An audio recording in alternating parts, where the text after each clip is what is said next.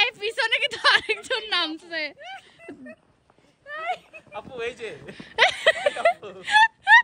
নাম নাম নাম গাইস, এটাই সেই পিটো লেক যেখানে কোই মিল গয়া গানের শুটিং হয়েছে।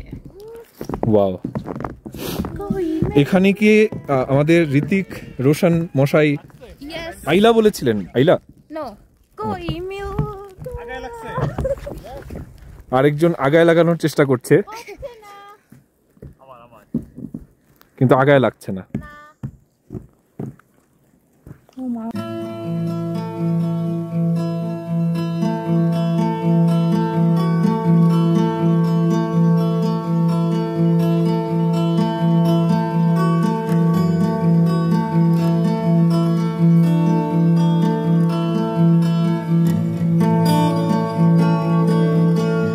বিউটিফুল পিপল, আসসালামু আলাইকুম, ওয়েলকাম টু মাহিস ওয়ে। সবাই ভালো আছেন আশা করি। এই ভিডিওটি হচ্ছে আমাদের ট্রিপের লাস্ট পার্ট। গত পার্টে আপনারা দেখেছিলেন আমরা পিটো লেকে গিয়েছিলাম এবং ওখান থেকে রওনা দেই। আমরা বাইরে বের হওয়ার পরে দেখি যে রাস্তার অবস্থা অনেক খারাপ এবং খুবই স্লিপারি অ্যান্ড এই ব্যানফের এলাকার রাস্তাগুলো হচ্ছে অনেক বাঁক। আপনারা দেখতেই পাচ্ছেন রাস্তার বাঁকগুলা। সো খুবই সাবধানতার সাথে তাওসিফ গাড়ি চালাচ্ছিল এবং আমরা নিজেরাই হচ্ছে এই রাস্তা দিয়ে যাওয়ার সময় 3টা থেকে 4টা গাড়ি দেখেছিলাম যে খাদে পড়ে আছে, কারণ সবারই হচ্ছে সামার টায়ার ইউজ করতেছিল। এই জন্য আমাদের ডিসাইড ছিল না যে আমরা এরপরে আর কোথায় যেতে পারি, কারণ আমরা আশেপাশে এরকম কোথাও যাওয়ার রিস্ক নেই নাই। তো যখন আমরা এখান থেকে বের হচ্ছিলাম তো পাশেই হচ্ছে ব্যানফ শহরটা ছিল। এটা একটা খুবই ছোট শহর। তো আমরা ঠিক করি যে ওখানে যাই, একটু খাওয়া দাওয়া করি এবং রওনা দিব তারপরে। তো আপনারা হচ্ছে ব্যানফের রাস্তাগুলো দেখতে থাকুন, রাস্তাগুলো আসলে অনেক সুন্দর। এই যে এখানে একটা গাড়ি আমরা দেখি যে হচ্ছে খাদে পড়ে গিয়েছিল। এই দিন রাস্তায় ওরা হচ্ছে ফুল ব্লক করে দিয়েছিল, এদিকে আর গাড়ি আসতে দেয় নাই। ওয়েদারের অবস্থা খুবই খারাপ এই জন্য।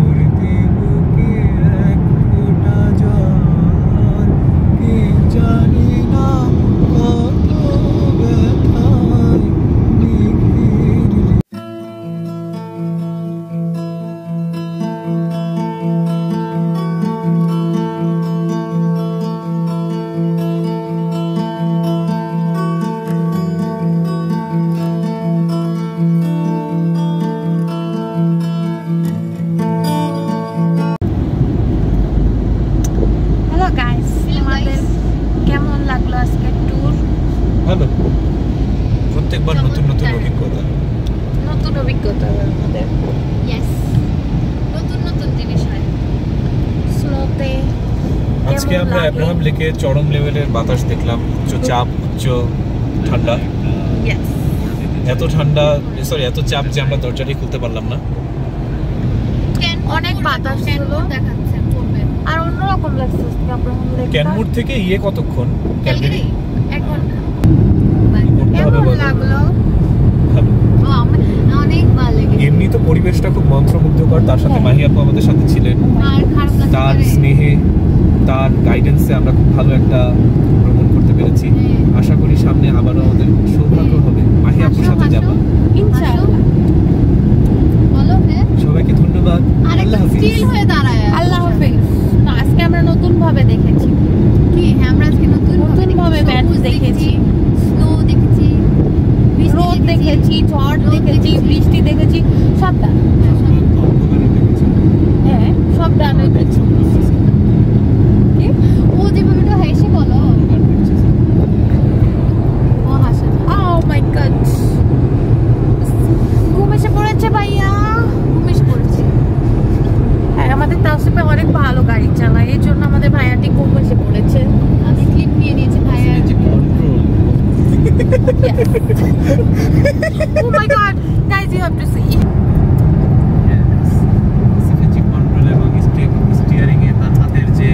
জাদু জাদু কারিশমা সুবহানাল্লাহ। এটা হচ্ছে সুবহানাল্লাহ গাইস। ও মাই গড গাইস, অনির্বচনীয়। সুন্দর গাইস। মাই গড সুবহানাল্লাহ, আল্লাহু আকবার, আল্লাহ।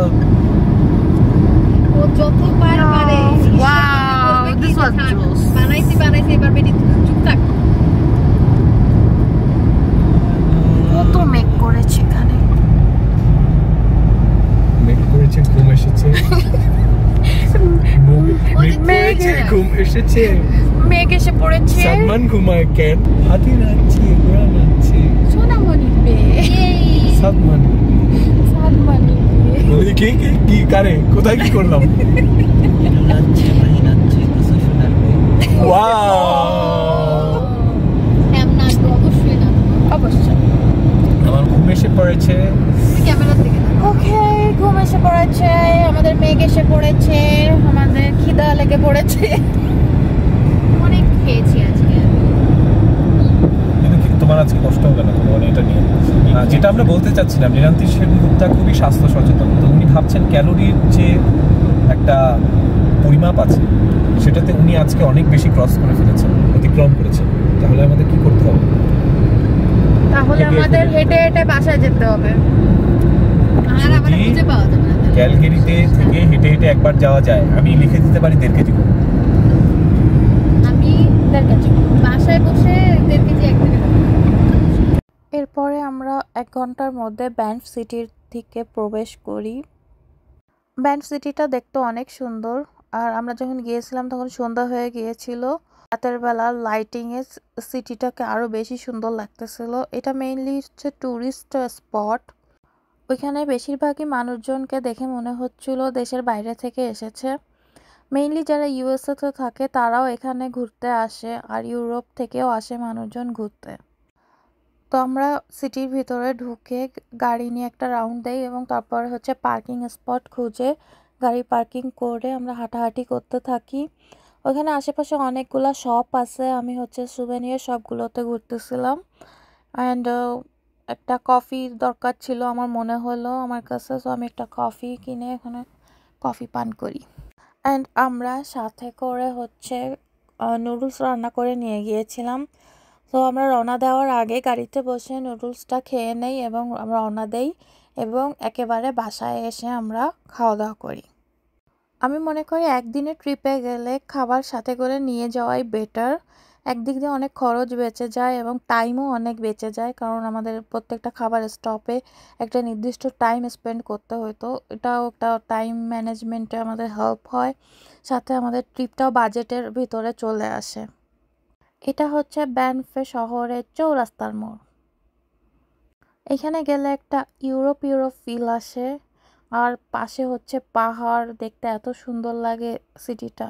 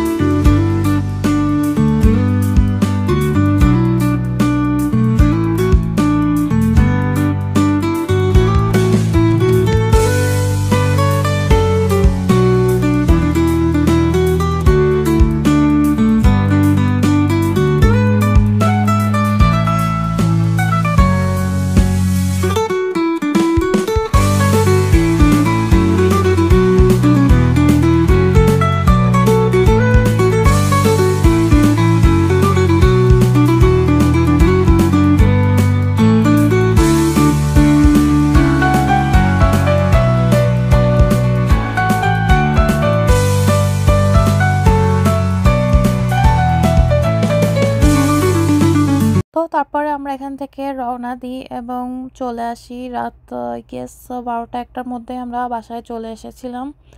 ইট was a wonderful trip with you guys and thank you everyone for watching our journey. আপনাদের যদি ভিডিওটি ভালো লেগে থাকে অবশ্যই লাইক, কমেন্ট এবং শেয়ার দিয়ে পাশে থাকবেন। আল্লাহ হাফেজ, সবাই ভালো থাকবেন।